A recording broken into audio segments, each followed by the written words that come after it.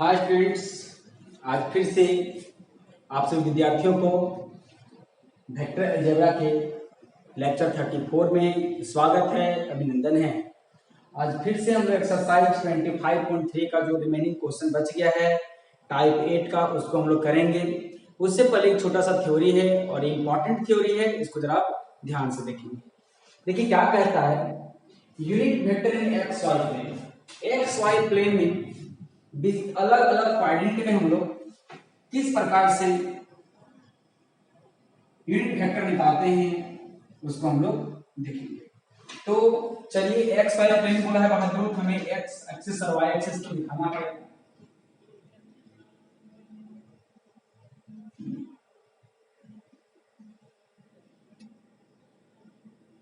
इसको हमने एक्स कहा, इसको इमेज ऑफ एक्स कहा, वाई कहा, इमेज ऑफ वाई कहा, ओरिजिन कहा।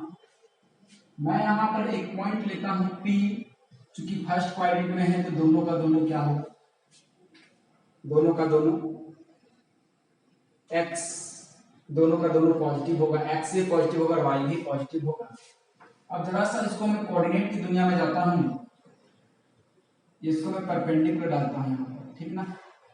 तो इसको मैं a कह दूं तो बताइए, फिगर के थ्रू आउट यदि हम लोग देखेंगे तो OA का जो डिस्टेंस होगा वो मेरा x यूनिट होगा, और जो PA का जो डिस्टेंस होगा वो y यूनिट होगा।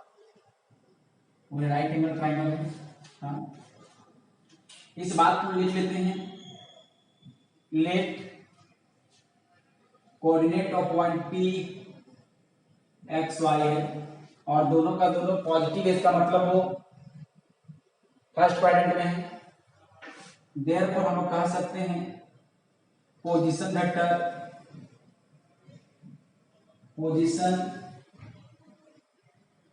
Position vector of point P equal to OP होगा बहादुर। हाँ, और OP का क्या होता है बताइए, x के साथ I और y के साथ j।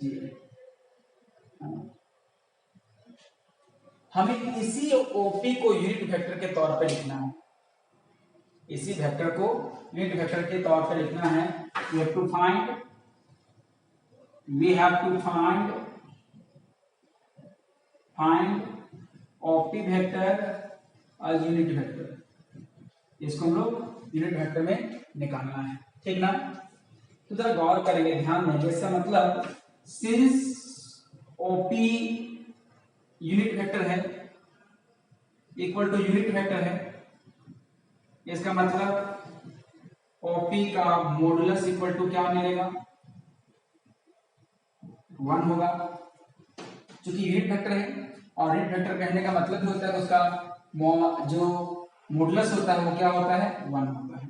आगे देखते हैं, तो यहाँ पर यदि हम OP की बात करें तो OP का मैग्नीट्यूड कैसे निकलेगा, under root imaginary sorry I के कोएफिशिएंट का स्क्वायर प्लस y के j के कोएफिशिएंट का स्क्वायर इक्वल टू 1 होगा। यहाँ z होता तो xi plus yj plus z होता, लेकिन उसका यूनिट वेक्टर ऐसे नहीं निकालते हैं हम लोग, केवल प्लेन पे कह रहे हैं। देखिए यहाँ पर स्पेस नहीं लिखा गया, स्पेस की बात करता तो हम x y और z तीनों कोऑर्डिनेट लेते हैं, हम लोग प्लेन की बात कर रहे हैं, चाहे वो फर्स्ट क्वाड्रेंट हो, चाहे सेकंड क्वाड्रेंट हो, थर्ड क्वाड्रेंट हो, फोर्थ क्वाड्रेंट, मतलब एक्स वाई प्लेन हो, एक्स इमेज ऑफ एक्स को वाई प्लेन हो, इमेज ऑफ एक्स को इमेज ऑफ वाई प्लेन हो, एक्स हो इमेज ऑफ वाई प्लेन हो, ये कोई भी प्लेन हो, लेकिन इस पे मुझे चाहिए। अब बताइए हम लोग क्या कर सकते हैं, नाउ स्क्वायरिंग बोथ साइड। हाँ, तो मुझे क्या मिलेगा बहादुर बताओ जरा से, ध्यान देंगे, under root x square plus y square का होल स्क्वायर इक्वल टू 1 का स्क्वायर। तो हमारा क्या मिल गया, x square plus y square equal to 1, इसको हम इक्वेशन नंबर 1 कह रखे हैं। हाँ, अब क्या कहता है कि यदि यहाँ पर ये एंटी क्लॉकवाइज डायरेक्शन देखेंगे आप, एंगल किस में होना चाहिए, एंटी क्लॉकवाइज डायरेक्शन में मुझे थीटा बनाया हुआ है। हाँ, तो हम लोग को क्या मिलेगा, जरा ध्यान देंगे, ये राइट एंगल ट्रायंगल से ये मेरा क्या मिलेगा, x square plus y square मिलेगा, मिलेगा। तो चलिए हम देखते हैं, in right angle triangle, right angle triangle OAP, OAP में देखते हैं हम लोग तो क्या मिलता है, गौर करेंगे, ठीक ना। बताइए OA, हाँ सॉरी, OA इक्वल टू मेरा क्या मिलेगा, x, और यही जो हमारा इस ट्रायंगल के लिए क्या काम कर रहा है, बेस का काम कर रहा है, बेस है। और PA या AP हमारा क्या है, y है। एंगल यहां होने के कारण ये परपेंडिकुलर का काम कर रहा है,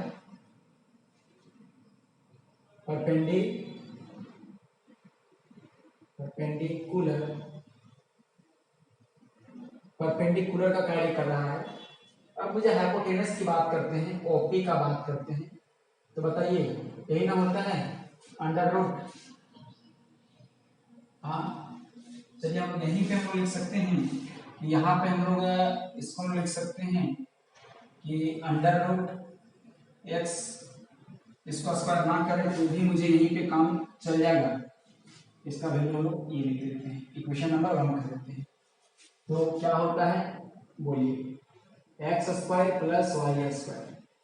क्यों ऐसा होगा, क्योंकि हमने क्या किया, यहाँ पर हाइपोटेनस निकाल लिया है। तो चलिए ये मेरा क्या है, हाइपोटेनस है ना। अब मुझे इस x का वैल्यू चाहिए और इस y का वैल्यू चाहिए, जरा गौर करेंगे, ध्यान देंगे। नाउ बताइए cos थीटा इक्वल टू क्या होता है, बेस अपन हाइपोटेनस होगा। तो बेस हमारा कितना है, जरा बताइए, बेस हमारा कितना है, x है, और हाइपोटेनस कितना है, OP है ना। और इसी OP का वैल्यू कितना है, देखिए OP का वैल्यू कितना है, ये ना। तो जरा गौर करेंगे तो हम डायरेक्टली कह सकते हैं कि cos theta equal to x by under root x square plus y square. अब बताइए इसी का वैल्यू हमारा कितना है, बोलिए cos, तो मेरा क्या मिलेगा बताइए, cos theta equal to x by 1। तो फाइनली हम लोग कह सकते हैं देयरफॉर x इक्वल टू क्या मिल गया, cos थीटा मिला, यही ना, इक्वेशन नंबर 2। अगेन हम लोग जिस प्रकार cos थीटा लिए तो x का वैल्यू निकला, sin थीटा लेके देखते हैं क्या मिलेगा। ऐसा क्यों कर रहे हैं, क्योंकि जब ये बेस है तो x का वैल्यू मुझे चाहिए, यहाँ चाहिए, तो x का वैल्यू चाहिए, तो x बेस भी किस में आता है, cos थीटा में। ये y है, y का वैल्यू चाहिए तो मुझे कहां पर मिलेगा, परपेंडिकुलर, परपेंडिकुलर का साइन किस में होता है, साइन में होता है। सर टेन क्यों नहीं ले रहे हैं, टेन लेंगे तो y बाई x आ गया, तो ये फिर कहां चल जाएगा, यूनिट वेक्टर ना चाहिए हमें। तो यहाँ पर मिलेगा ये साइन थीटा और क्या मिलेगा बताइए, y बाई यही चीज मिलेगा अंडर रूट एक्स और प्लस वाई स्क्वायर। तो बताइए हम लोग को जो साइन थीटा जो हमारा मिला वहां वो क्या मिला, y बाई 1। तो हम लोग कह सकते हैं कि y इक्वल टू मुझे क्या मिल गया, साइन थीटा। हाँ अब बताइए, चूंकि ये जो लेंथ हमारा है ये 1 है, मॉडुलस मेरा 1 है, इसको आप मॉडुलस बुक में आप मॉडुलस भी लिख सकते हैं, ठीक है। तो हमारा लेंथ 1 है, तो देयरफॉर बोलेंगे therefore since OP equal to मेरा क्या है, x i plus y j, इसको हमने माना था, ठीक है। अब जैसे ही इसका वैल्यू हम पुट कर देंगे तो हमारा क्या हो जाएगा, यूनिट वेक्टर हो जाएगा। तो बोलेंगे therefore unit vector along OP, है ना। तो हमने क्या बोला था, जिसके अलोंग हमें चाहिए यूनिट वेक्टर, उसी को हम लोग क्या करेंगे, उसी का मैग्नीट्यूड से डिवाइड करेंगे। तो OP बाई OP का मैग्नीट्यूड, तो OP का मैग्नीट्यूड हमारा जो देखेंगे तो OP का मैग्नीट्यूड हमारा कितना मिला है, 1 ना मिला है, तो हमारा क्या मिलेगा, OP बाई 1 मिलेगा, ठीक।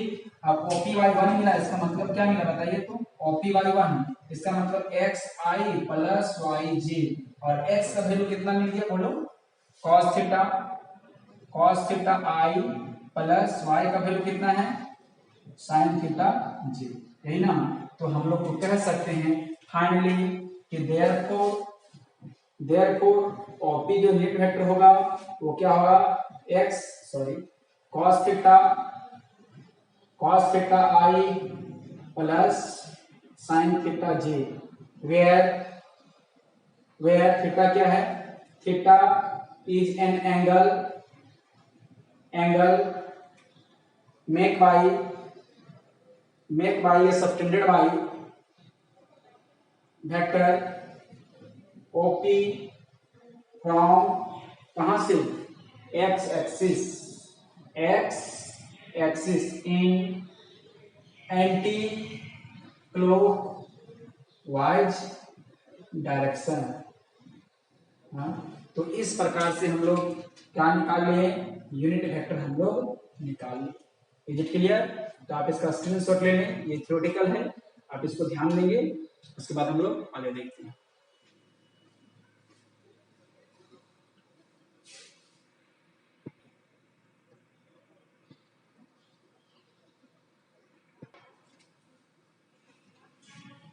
आप देखते हैं कि यूनिट वेक्टर जो है वो डिफरेंट क्वाड्रेंट में कैसा होता है, जरा गौर करें।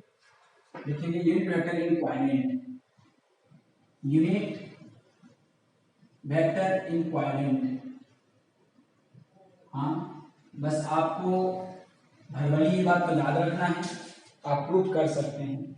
मान लीजिए कि मैं क्वाड्रेंट की बात करूं तो हमें चारों क्वाड्रेंट मानना पड़ेगा, है ना। क्वाड्रेंट देखा जाए तो चार ही होंगे। ये एक्स प्लेन की बात हो रहा है तो क्वाड्रेंट में आएंगे, ये वाई इमेज ऑफ वाई। जरा सा गौर करेंगे, ये पॉइंट ऑफ इंटरसेक्शन यदि हमारा है, ये ओरिजिन है। मान लो कि यहाँ पर जो P1 है तो ये मेरा पॉइंट क्या होगा, एक्स वाई होगा, तो ये मेरा क्या मिलेगा, OP1 मिलेगा। इसी को हम यूनिट वेक्टर लिख रहे हैं, तो इसका वैल्यू क्या होगा। यदि हम यहाँ पर सेकेंड क्वाड्रेंट में आ जाए, P2 में आ जाए, तो मेरा क्वाड्रेंट क्या मिलेगा, x नेगेटिव मिलेगा और y क्या मिलेगा, पॉजिटिव मिलेगा। यदि इस वेक्टर की बात करें तो क्या मिलेगा, OP2 यूनिट वेक्टर मुझे चाहिए। यदि हम इसको इधर ले आए, थर्ड क्वाड्रेंट की बात करें, ये थर्ड क्वाड्रेंट में क्या होगा, P3 होगा, x भी नेगेटिव होगा और y भी नेगेटिव होगा। इसको हम लोग बात करें तो OP3 आएगा। हम लोग क्या बात कर रहे हैं, हम बात कर रहे हैं यूनिट का, इसलिए कैप लगा रहे हैं। यदि यहाँ बात करेंगे हम लोग P4 में, तो ये मेरा x पॉजिटिव आएगा, होता है नहीं होता है, और y नेगेटिव होता है। इसकी बात करें तो OP4 यूनिट हो जाएगा। तो जरा गौर करिए, ध्यान देंगे, तो कह सकते हैं unit vector in first quadrant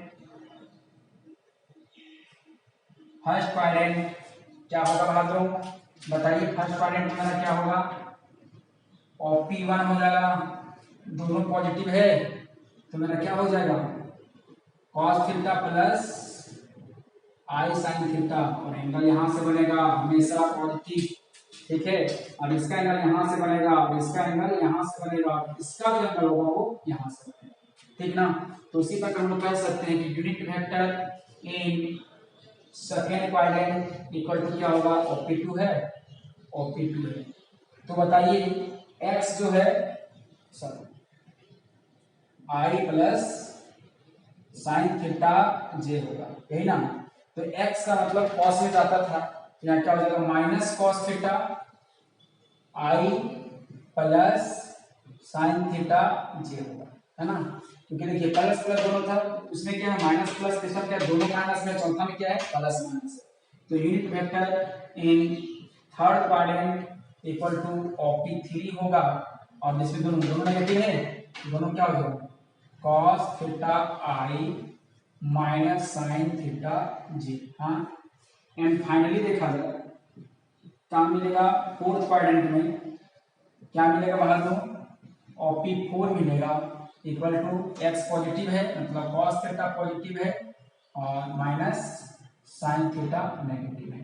तो इस प्रकार से आपको याद रखना है, मानना है कि जानना है केवल कि फर्स्ट में क्या होता है, सेकंड में क्या होता है, थर्ड में क्या होता है, फोर्थ में क्या होता है। सिंपल है, जब दोनों प्लस में तो दोनों प्लस में, नेगेटिव पॉजिटिव तो नेगेटिव पॉजिटिव, नेगेटिव नेगेटिव तो दोनों नेगेटिव, पॉजिटिव नेगेटिव तो पॉजिटिव नेगेटिव। आप इसका स्क्रीनशॉट ले लें।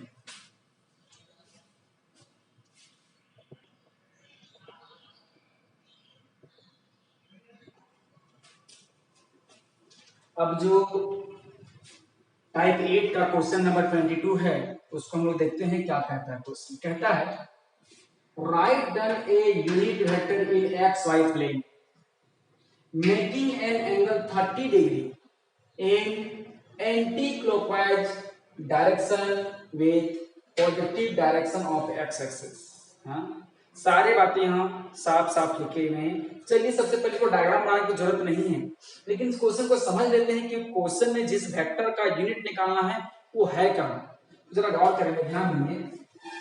देखिए सॉल्यूशन है, ये जो हम डायग्राम बना रहे हैं इस डायग्राम को बनाने की आवश्यकता नहीं है, लेकिन हम लोग बना ले रहे हैं। मान लीजिए कि ये हमारा y एक्सिस है और ये हमारा x एक्सिस है। ये x है, इमेज ऑफ x है, y है, इमेज ऑफ y है, पॉइंट ऑफ इंटरसेक्शन ओरिजिन। देखिए क्या कहता है, right down a unit vector in x y plane. X y plane किसी प्लेन में चारों में कोई एक में मेकिंग एन एंगल 30 डिग्री। कितना एंगल बना रहा है? 30 डिग्री का बना रहा है। इन एंटी क्लॉकवाइज में बना रहा है। Direction with the positive direction of x axis. हाँ, तो यहाँ जो हम लोग बात करें, यहाँ पर थीटा का यदि बात करें तो यहाँ जो थीटा जो होता है वह कोई भी थीटा का बात करते हैं, ये थीटा क्या है? As theta is an angle formed by vector. हाँ, वेक्टर की तरफ फॉर्म करा जा रहा है। कहां से? From x axis, from x axis. लेकिन एक्स एक्सिस में कौन सा? ये पॉजिटिव डायरेक्शन और ये नेगेटिव डायरेक्शन है, तो हर बार कहां से मेजर करते हैं? पॉजिटिव डायरेक्शन से। तो from positive direction of x axis कहां से बना रहा है? ये हो गया पॉजिटिव डायरेक्शन, ये हो गया नेगेटिव डायरेक्शन एक्स एक्सिस। ये होता है वाई एक्सिस का पॉजिटिव डायरेक्शन, ये होता है वाई एक्सिस का नेगेटिव डायरेक्शन। तो कहां से बना? पॉजिटिव डायरेक्शन होगा एक्स एक्सिस बना। कौन डायरेक्शन में? एंटी क्लॉक डायरेक्शन में। इन एंटी क्लॉकवाइज डायरेक्शन, है ना। तो हम लोग यहाँ जो भी थीटा यहाँ पर आप पुट करोगे, है ना, वो थीटा की अपनी पहचान होती है कि वो जो थीटा होता है वो एक एंगल होगा जो वेक्टर के द्वारा बनेगा। जिस वेक्टर का यूनिट निकालना है कहां से बनेगा? Positive side of x axis से बनेगा। कौन डायरेक्शन पे बनेगा? एक्स एक्सिस बनेगा। तो सारी बातें हम मान रहे हैं।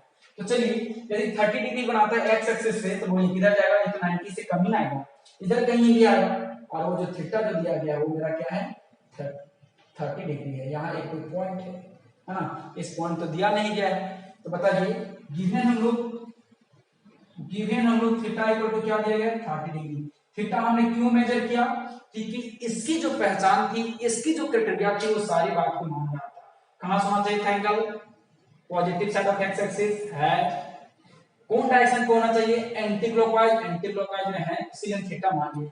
बोलता हम लोग कि वो क्लॉकवाइज में है, तो कुछ सोचते हैं थीटा निकालने के लिए। इधर से 30 डिग्री है, यदि ये बोलता कि यहाँ पर क्लॉकवाइज बोल देता बहादुर, तो इधर से मापते ना, तो फिर मुझे ये चाहिए था, ये 30 था, कितना मिल जाता? 150 मिल जाता।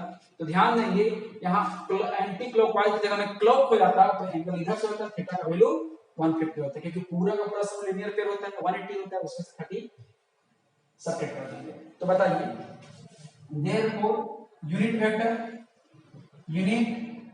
वेक्टर OP इक्वल टू क्या होगा बोलो तो? cos theta I plus sin theta G, है ना। तो बताइए, हमारा जो OP मिलेगा इक्वल टू cos 30 डिग्री होगा, I plus sin theta G। अब आप ही बताइए, सॉरी थीटा यहाँ भी माना जाए। अब बताइए, यही जो cos 30 डिग्री का वैल्यू आप जानते हैं क्या होता है? cos 30 का वैल्यू बोलिए, √3/2 होता है। sin 30 का वैल्यू क्या होता है? 1/2 होता है, J होता है। और ये हमारा क्या हो गया? आंसर हो गया। तो ऐसे यूनिट वेक्टर से भी प्रश्न होते हैं, आप इसको बनाइएगा। और आज का लेक्चर को हम लोग यहीं पे एंड करते हैं, समाप्त करते हैं। और नेक्स्ट जो है हमारा 2 क्वेश्चन बचा हुआ है, थोड़ा लंबे क्वेश्चन है, इसीलिए मैंने उसको नेक्स्ट लेक्चर के लिए छोड़ दिया। और आज यहाँ तक हम लोग बनाए हैं और यहाँ तक आप रिवीजन भी करोगे। धन्यवाद।